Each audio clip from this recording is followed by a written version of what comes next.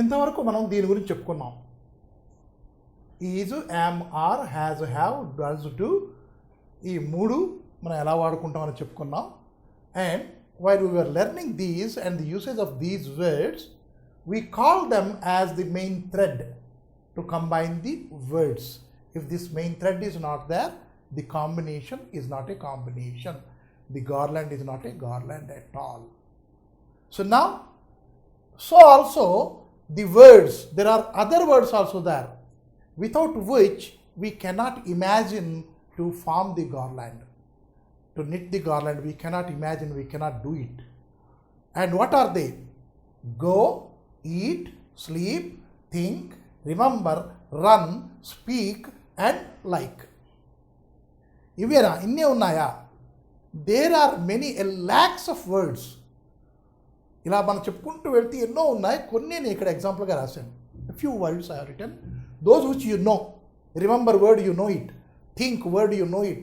Sleep word, you know it. Eat word, every day we do it. Without doing that, this we cannot survive. So go, we have to go somewhere, we will be going. And again run, right? And like, speak. These are all the words which we know. But what are these words? How these words can be put into garland?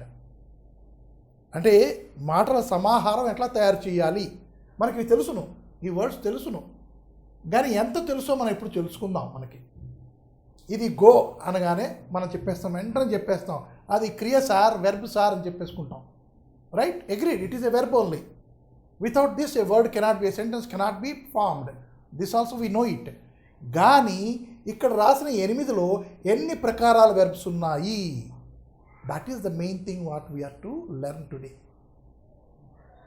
మళ్ళీ ఒక్కసారి ఇక్కడ go, eat, sleep, think, remember, run, speak, like.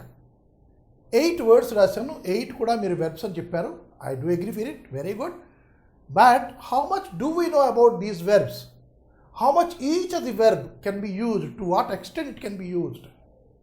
If at all we want to see to it, I think we knew very little about this. Very little. We అన్నాను అంటే I too know very little about this only, and I'm not the master in it. Go, G-O, go, and it is a word of 2 letters. Very good. And next, it indicates the action. That is also very good. And it indicates the present action. Very nice. Past tense of it is went. W-E-N-T. Abo, very good. Chala vachindi itaniki. Tarvata go, went, gone anukuntamu. G-O-N-E. Abba, chala bagundi. Ee moodu bagunnai. Intena dirigi undi history. If we ask history about this go, is that all? No. There are certainly much more about this history. And so I have written this. Right? అంటే మనకి history అంటే దీనికి ఈ go అనే వర్డ్కి మనకు ఎంత తెలుసు? Eat, మనం ఈటేస్తాం, తినేస్తాం. కానీ ఈ ఈట్ అనే వర్డ్ ఎట్లా వచ్చింది, ఎంత ఈ వర్డ్ని మనం ఎక్స్టెండ్ చేసుకోవచ్చును, ఎంత ఎక్స్పాండ్ చేసి ఎన్ని మోడ్లుగా రాసుకోవచ్చును, అది మనకి ఏమాత్రం తెలుసునా? అలాగే స్లీప్, ఎస్ పడుకుంటాం, బాగుంది. అలాగే థింక్, ఆలోచిస్తాం, అది బాగానే ఉంది. రిమెంబర్, జ్ఞాపకం చేసుకుంటాం. రైట్? రిమెంబర్, ఐ రిమెంబర్ అనుకుంటాం. తర్వాత రన్ అనుకుంటాం. ఎస్, అందరూ పరిగెడుతూనే ఉంటారు. తెల్లవారు లేచేసరికి వంట వండడానికి ఆడవాళ్ళు పరిగెడతారు, స్కూల్కి పిల్లలు పరిగెడతారు, ఆఫీస్కి పెద్దవాళ్ళు పరిగెడతారు, అందరూ పరిగెడతారు. రన్, బాగానే ఉంది. Speak, unless we speak people will not be knowing what you are. So that is a very main character of spoken English, speak అన్నది. ఆ స్పీక్ అన్నది మనం ఇప్పుడు నేర్చుకుంటున్నాం. ఆ స్పీక్ కూడా మనకి తెలియదు, ఎంత స్పీక్ చేయాలి, ఎంత స్పీక్ చేయకూడదు, we do not know. So that is a speak. And again like, I like it. Right? సో దీని గురించి కూడా మనం ఇవాళ ఇక్కడ యాక్షన్ వర్సెస్ నాన్ యాక్షన్ అని రాశాను. అంటే ఈ యాక్షన్ ఏమిటి, ఈ నాన్ యాక్షన్ ఏమిటి, ఇది కొంచెం మనం అనలైజ్ చేసుకుంటే ఈ దీంట్లో మనకి ఏమాత్రం జ్ఞానం ఉన్నది, మనకి ఏమాత్రం తెలుసును, ఎట్లా ఉపయోగించుకుంటాం, ఎన్ని మోడలుగా ఉపయోగించుకుంటాం, ఎన్ని విధాలుగా ఉపయోగించుకుంటాం అన్నది ఇప్పుడు దీని గురించి చెప్పుకుంటాం. Go, eat, sleep, think, remember, run, speak and like, go on. many words are there. Not only these, many are there. వాటన్నిటి గురించి మనం కొంచెం వీటి గురించి అనలైజ్ చేసుకుంటే మనకి తెలిసిపోతుంది వెర్బ్ అంటే బాబు ఎంత పెద్దదిరా అని. చెప్పుకోవడానికి VERB only there are 4 letters used, but it controls the whole language. మీరు ఏ భాష తీసుకోండి, ఏ భాషలో అయినా సరే క్రియాపదం, ఆ క్రియాపదం అని చెప్పినప్పుడు 2 వర్డ్సే మనం 2 లెటర్స్ రాసుకున్నాం తెలుగులో, క్రియ అని. ఒకటి దిత్తాక్షరం, ఇంకోటి హల్లు ఒకటి వాడేసుకున్నాం, క్రియ అని చెప్పేసుకున్నాం. క్రియ అంటే ఏమిటి? పని చేయడం, దాన్ని క్రియ అనుకున్నాం. బాగుంది. ఈ పని ఎప్పుడు చేస్తున్నాం? నిన్న చేసామా, మొన్న చేసామా, ఇవాళ చేసామా, రేపు చెయ్యబోతామా? ఆ చెయ్యబోతాం అన్నప్పుడు మనం ఎట్లా ఉపయోగించుకుంటాం? ఇది ఎన్ని విధాలుగా ఉపయోగించుకోవాలి దీన్ని? చూడండి, చిన్న ఐడియా నేను చెప్పినప్పుడేను, దీన్ని మనం ఎన్ని విధాలుగా ఉపయోగించుకుంటున్నాం? నిన్ననా, ఇవాళ, రేపా? ఇవాళ అయితే జరుగుతూ ఉందా పని, జరిగిపోయిందా, జరగబోతుందా, జరుగుతూ ఉన్నదా అప్పటి నుంచో? ఇవన్నీ దీంట్లో మనం పెట్టుకుంటే ఇదే మనకి ఒక 4 విధాలు వచ్చింది. అలాగే మనం దీని తలక భూతకాలం చూసుకున్నాం అనుకోండి, అప్పటికి వెళ్ళేసరికి మనకి వెంటనే వచ్చేస్తుంది. ఆ వెంట ఒక భూతకాలంలో ఒక్కటే ఉందా? భూతకాలంలో అది జరగలేదా, జరిగి ఉండలేదా? అలాగ ఆలోచించుకుంటే ఇది ఎన్నో విధాలుగా ఈ వెర్బ్ని మనం ఉపయోగించుకోవచ్చును. టెన్స్లో, ప్రజెంట్ టెన్స్లోనూ 4 విధాలు, పాస్ట్ టెన్స్లో 4 విధాలు, ఫ్యూచర్లో 3 విధాలు, 4 విధాలుగా దీన్ని మనం ఉపయోగించుకోవచ్చును. అది కాకుండా ఇంకాను యాక్టివ్ ప్యాసివ్ వాయిస్లో కూడా ఉపయోగించుకోవచ్చు, అంటే డిప్లొమాటిక్ లాంగ్వేజ్లో కూడా ఉపయోగించుకోవచ్చును. అదంతా మనం ఇప్పుడు చిన్న బ్రాకెట్లో, అంటే చిన్న బాక్స్లో ఏమాత్రం దీని గురించి మనం తెలుసుకోవచ్చును అన్నది చెప్పుకుంటాం. ఆ చెప్పుకునే ముందు ఇది ఏమిటి, యాక్షన్ ఏమిటి, నాన్ యాక్షన్ ఏమిటి? ఇవి యాక్షన్ వర్డ్సే. దీంట్లో ఇంకా నాన్ యాక్షన్ ఉన్నాయి, ఇంకా కొన్ని యాక్షన్, కొన్ని నాన్ యాక్షన్ ఉన్నాయి. అది మనం ఇక్కడ రాసుకుంటాం. ఇది ఎర్లియర్ లిస్టే 3గా విడదీశాను. ఇంకొక క్రియాపదాన్ని మనం ఎక్కువగా పెట్టుకున్నాం, లెర్న్ అనే దాన్ని. తర్వాత ఇక్కడేమో వచ్చి స్మైల్ అనే దాన్ని ఎక్కువగా పెట్టుకున్నాం. ఇప్పుడు మనం చూస్తే లెర్న్, దీంట్లో యాక్షన్ ఉందా లేదా? If at all we question on this learn, do we do something? Then the answer is yes, we do something. Action is there. We learn. Right? Alage eat. Can we see the action in it? Learn, can we see the action? Yes, we can see the action. It is shown, it is seen, both are there. Likewise here eat. Eating can be shown, can be seen. And here run, it is shown and seen. 2 క్వశ్చన్లు అడుగుతున్నాను చూడండి. ఒక verb మీద మనం చూడగలమా, చూపించగలమా? Learn అనే పదాన్ని మనం వాడినప్పుడు, ఆ లెర్న్ అని మనం చేస్తున్నప్పుడు, ఆ పని చేస్తున్నప్పుడు మనం చూపించగలమా? ఎస్. ముందు బుక్ వేసుకొని మనం చదివేసుకుంటూ ఉంటాం. Rama Rama is a boy, Rama is a boy, Rama is a boy, Rama is a boy, Rama is a boy. ఇది చూపించడానికి చూపిస్తున్నాం మనం లెర్నింగ్. మనం లెర్న్ చేయట్లేదు, లెర్నింగ్ చూపిస్తున్నాం. రైట్? అలాగే ఈ లెర్న్ మనం చూపిస్తున్నాం కాబట్టి it comes under action. Action is involved. అలాగే ఇక్కడ eat, of course there are many types of eating. కొంతమంది చూస్తే ముద్దుగా తింటారు, చక్కగా అబ్బాయి ఎంత బాగా తింటున్నారు అనిపిస్తుంది. కొంతమంది తింటే ఏట్రా అసహ్యంగా తింటున్నాడు అనిపిస్తుంది. సో మనం చూడగలుగుతాం, ఆ ఈటింగ్ అనే యాక్షన్ని చూడగలుగుతాం. తర్వాత రన్, నో డౌట్, మన జూనియర్ ఎన్టీఆర్ గారు పరిగెడుతూ ఉంటే పులిలాగా పరిగెడతారు కదా, అది రన్. చూడడానికి ఎంత అందంగా ఉంటుంది. Run also we can see to it, మనం చూడగలుగుతాం. ఇప్పుడు ఇక్కడికి రండి. These 3 words, remember, I remember, can you see it? మీరు చూడగలరా? మీరు అడగచ్చు, సార్ మరి సినిమాలో చూపిస్తారు సార్, వాడు రిమెంబర్ చేసుకుంటున్నప్పుడు ఇలా సర్కిల్స్ చూపించేసి పాతకి వెళ్ళిపోతారు సార్. దీనికి అది కాదు. ఈ రిమెంబర్ మీ ఎదురుకుండా ఉన్న వ్యక్తి కానీ నేను రిమెంబర్ చేసుకుంటున్నాను అన్నాడు అనుకోండి, మీకు ఆ యాక్షన్ కనపడుతుందా? Answer is obviously no. Right? అంటే ఏంటి, ఇక్కడ యాక్షన్ మనకి కనపడదు. Though it is the verb, ఇది క్రియాపదం అయినా సరే ఇక్కడ యాక్షన్ మనకి కనపడదు. తర్వాత ఇంకోటి, ఐ లైక్ జిలేబీ అన్నాను. ఆ లైక్ జిలేబీ అనేది, ఆ likingness, how can I show it? మీరు బాగా తింటున్నారు కదండి జిలేబీలో, తెలిసిపోయింది సార్. తినడం వేరు, ఆ క్రియ వేరు, మళ్ళీ ఈట్ క్రియ వేరు. I like jalebi. Can I show it by any means? Can you see the action over there? No, that action cannot be seen. Now third one, think. I think. I think. వాడు తింకుతున్నాడా, స్లీపుతున్నాడా? That difference we cannot make out. Is he sleeping or is he thinking? ఒక కుర్రాన్ని క్లాస్లో పట్టుకుని నడపడరా అన్నాను. ఎందుకు sir నడపడాలి అన్నాడు. నువ్వు పడుకున్నావు రా? లేదు సార్, నేను ఆలోచిస్తున్నాను సార్, మీరు చెప్పింది దాన్ని ఆలోచిస్తున్నాను సార్ అన్నాడు. So thinking always making sleepy అని మన ఆస్కార్ వైల్డ్ గారు తన హ్యాపీ ప్రిన్స్ అనే కథలో చెప్పారు. థింకింగ్ ఆల్వేస్ మేక్స్ హిమ్ స్లీపీట. పడుకోవడానికి థింకింగ్కి తేడా లేదని చెప్పాడు అతను. కాబట్టి ఈ థింకింగ్ అనేది మనకి కనపడదు, కనపడని యాక్టివిటీ, దాన్ని మనం నాన్ యాక్షన్ అంటాం. ఇక్కడికి రండి, మూడోది స్లీప్, స్మైల్, గో అని 3 వర్డ్స్ రాశాను. స్లీప్కి, ఈ రిమెంబర్కి, ఈ లెర్న్కి ఏమైనా తేడా ఉందా? I learn what? There is a reply with it. I learn what?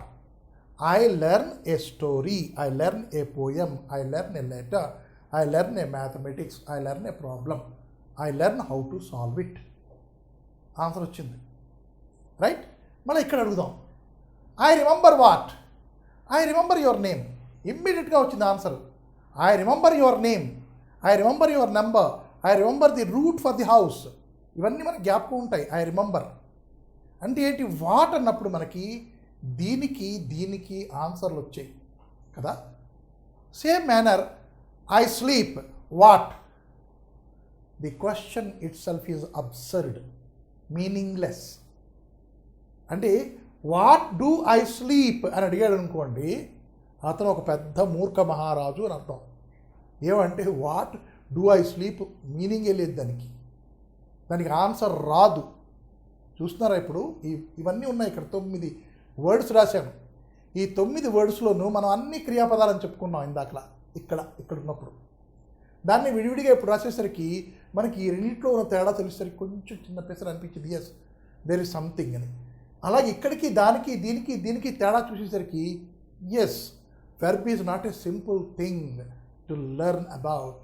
It is a vast thing. And so I said it is the main thread for the garland to be woven. మనం garland తయారు చేస్తున్నప్పుడు దారం లేకపోతే garland తయారవ్వదు, మాల కట్టడం అవ్వదు, సమాహారం అవ్వదు.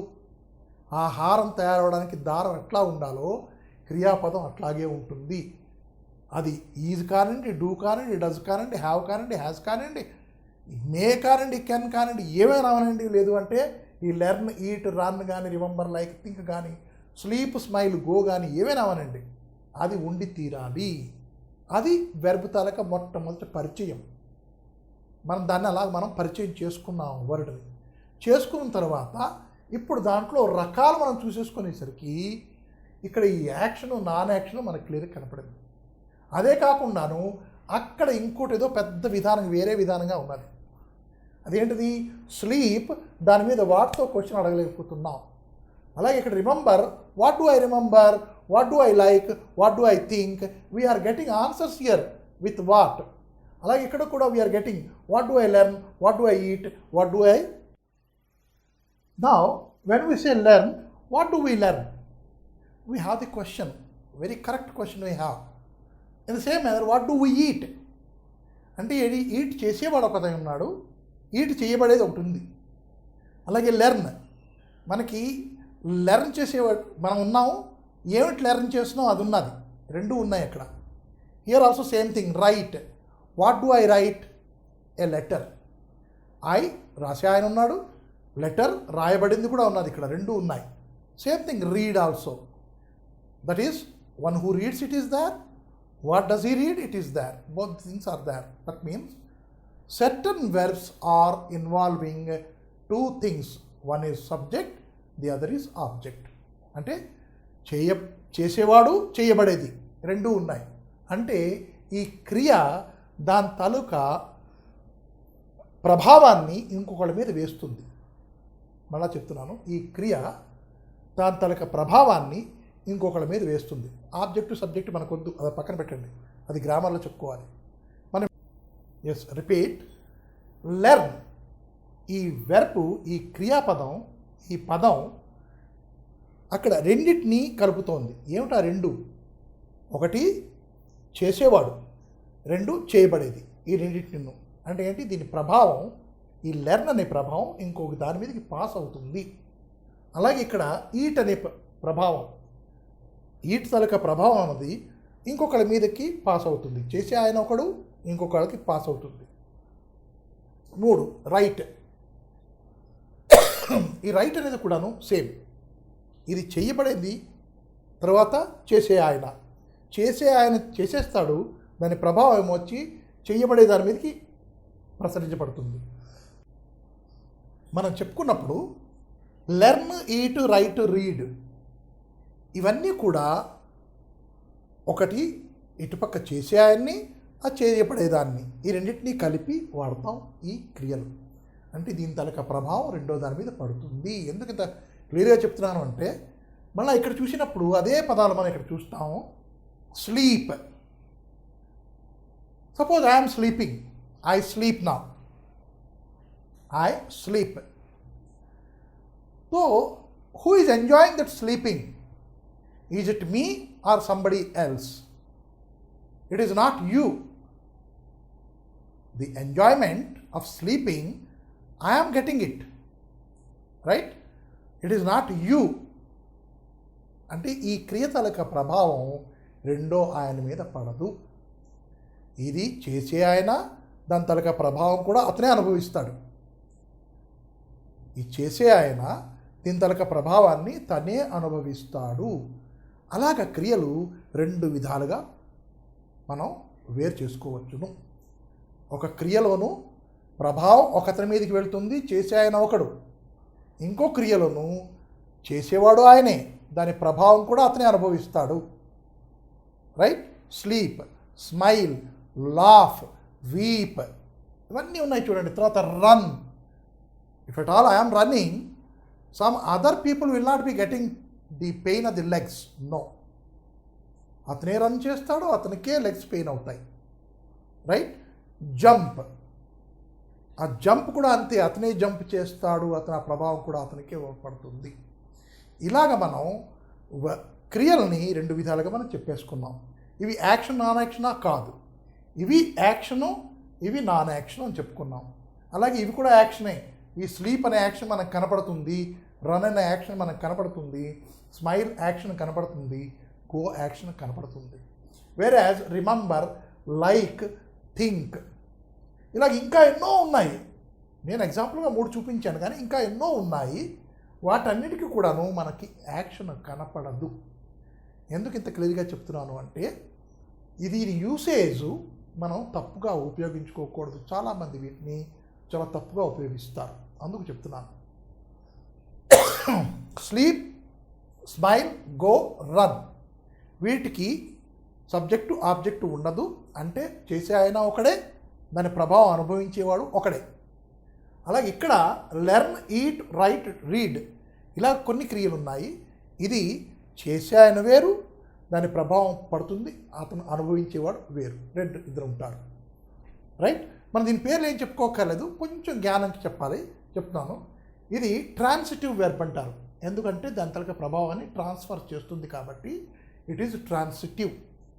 ఇది ఇంట్రాన్సిటివ్, ప్రభావాన్ని ట్రాన్స్ఫర్ చేయదు. ఇది ట్రాన్సిటివ్ యాక్షన్ వెర్బ్, ఇది ఇంట్రాన్సిటివ్ యాక్షన్ వెర్బ్. ఇది ట్రాన్సిటివే. I remember something, I like something, I think something.